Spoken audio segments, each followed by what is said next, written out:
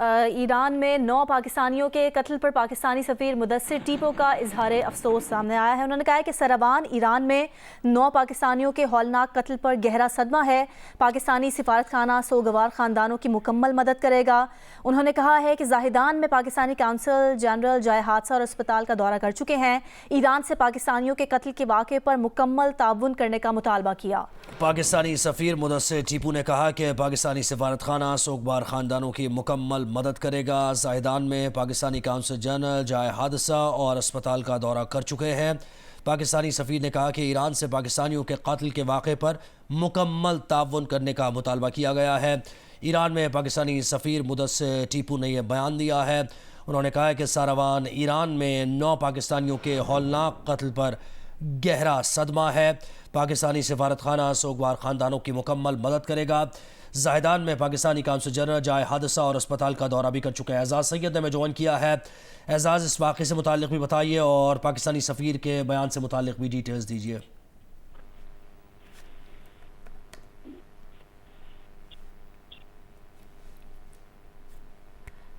اعزاز، آپ کو آواز آ رہی ہے؟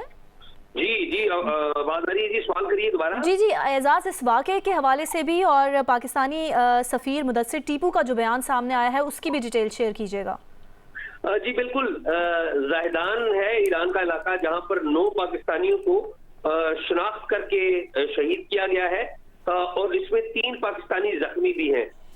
ہمیں ذرائع نے بتایا کہ کالعدم تنظیم جو ہے بلوچستان سے تعلق رکھنے والی، اس نے اس کا ذمہ داری اس کی قبول کی ہے۔ پاکستان کے جو سفیر ہیں محمد مدثر ٹیپو، ابھی 2 روز پہلے ہی وہ پہنچے ہیں تہران میں۔ انہوں نے اب بیان دیا اور انہوں نے کہا ہے کہ ایران میں انہوں نے کہا ہے کہ تینوں جو زخمی ہیں وہ پاکستانی ہیں اور اسپتال میں زیر علاج ہیں۔ انہوں نے کہا کہ ہمارے قونصل خانہ جو ہے زاہدان میں وہ زاہدان کے لیے روانہ ہو چکے ہیں اور زخمیوں کے علاج معالجے کے لیے بہتر سہولیات کی فراہمی کے حوالے سے متعلقہ ایرانی انتظامیہ اور اسپتال سے سفارت خانہ جو ہے وہ رابطے میں ہے۔ اس حوالے سے جس تنظیم نے یہ ذمہ داری قبول کی ہے انہوں نے اس حوالے سے بھی بات کی اور کہا ہے کہ کالعدم بلوچستان لبریشن آرمی نے واقعے کی ذمہ داری قبول کی ہے۔ جی، کالعدم بلوچستان لبریشن آرمی نے اس واقعے کی ذمہ داری قبول کی ہے۔ زاہدان میں 9 پاکستانیوں کو شناخت کر کے قتل کیا گیا ہے اور اعزاز سید ہمیں ڈیٹیلز دے رہے ہیں کہ 3 پاکستانی زخمی بھی ہیں۔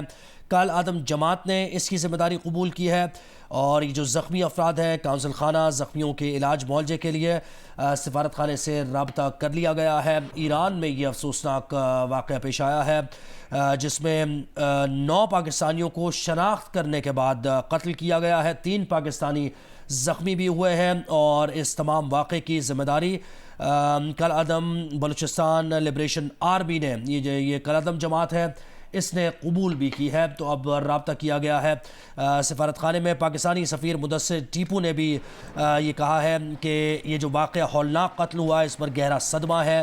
پاکستانی سفارت خانہ سوگوار خاندانوں کی مکمل مدد کرے گا۔ اور ان قتل ہونے والے پاکستانیوں کے اہل خانہ کا کہنا ہے کہ ایران میں قتل 2 مزدوروں کا تعلق لودھرا کے علاقے گیلیوال سے ہے۔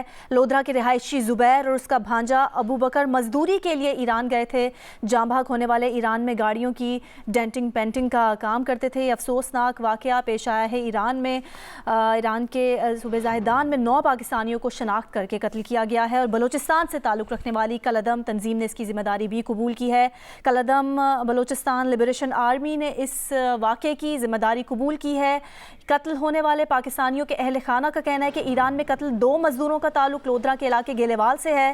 لودھرا کے رہائشی زبیر اور اس کا بھانجا ابو بکر مزدوری کے لیے ایران گئے تھے اور جاں بحق ہونے والے ایران میں گاڑیوں کی ڈینٹنگ پینٹنگ کا کام کرتے تھے۔ اور ایران میں پاکستان کے سفیر مدثر ٹیپو نے ذمہ داریاں سنبھالنے کے بعد آج ہی مدثر ٹیپو نے ذمہ داریاں سنبھال لی ہیں۔ ذمہ داریاں سنبھالنے کے بعد اپنے سفارتی اسناد ایرانی صدر کو پیش کی ہیں۔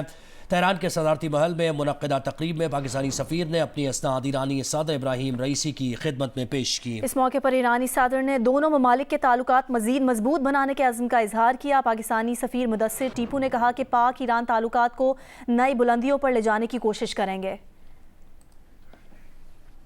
راولپنڈی کے مدرسے میں مضر کھانا کھانے سے 20 طالبات کی طبیعت خراب ہو گئی ہے۔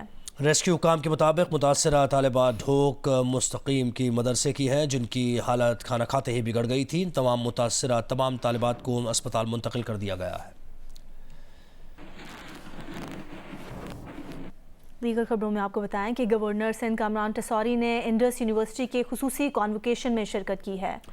گورنر ہاؤس میں منعقدہ کانوکیشن میں قطر کے سابق کونسل جنرل مشعل محمد ال انصاری، ماہر اسٹریٹجک و پلاننگ مسز واڈھا عبدالرحمان، عبداللہ جاسم محمد، چیئرمین پاک Europe friendship federation Chaudhry Pervez Iqbal لوسر، سابق ڈپٹی کمشنر ضلع وسطی طاہا سلیم کو ڈاکٹر آف فلاسفی کی اعزازی ڈگری دی گئی. اپنے خطاب میں گورنر سندھ نے کہا کہ اب تک جن افراد کو اعزازی ڈگری دی گئی ہے وہ اپنی مثال آپ ہے. آصفہ بھٹو زرداری اس وقت کماڑی کے علاقے مواج گھوٹ میں ریلی سے خطاب کر رہی ہیں. روشن ہو اور ان کو یوتھ کارڈ ملے تو بلاول کی آواز بنے. اگر آپ چاہتے ہیں کہ بھوک کا خاتمہ اور بھوک مٹاؤ پروگرام چاہتے ہیں تو تیر کو کامیاب کرے.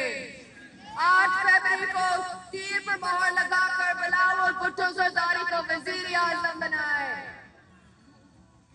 ہم نعرہ